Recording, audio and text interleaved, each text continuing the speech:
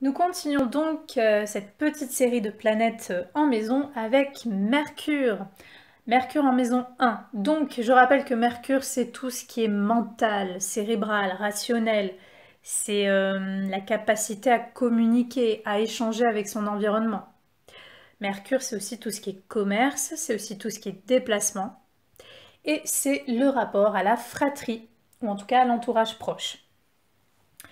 Donc avec Mercure en maison 1, déjà, si vous avez des frères et sœurs, ils peuvent avoir eu une grande influence sur vous ou un grand impact sur vous, sur votre personnalité. En tout cas, ils peuvent compter énormément pour vous.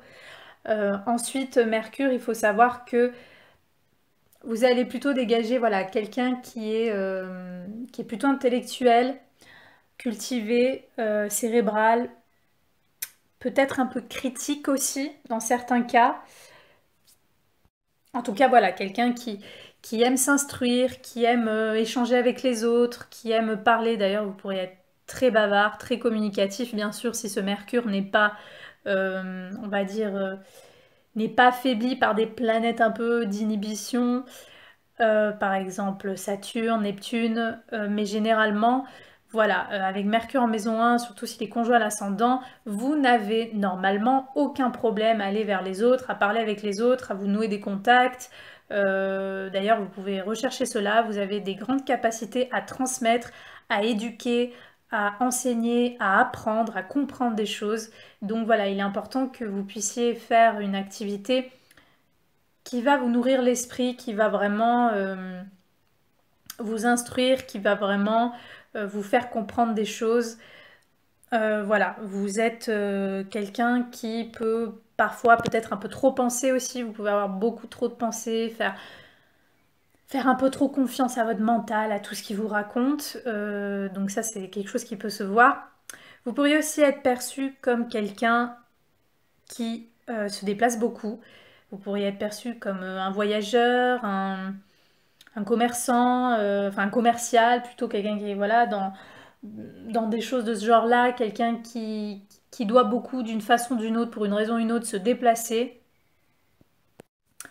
Voilà, vous pourrez être perçu comme quelqu'un de cartésien, voilà, quelqu'un qui a vraiment les idées en place et qui a sa propre façon de penser sur les choses, sur la vie. Et voilà, c'est très important pour vous que vous puissiez communiquer et transmettre des choses aux autres. Donc soit par le biais, soit dans une activité au sein d'une activité professionnelle, soit une activité voilà, de plaisir, un loisir.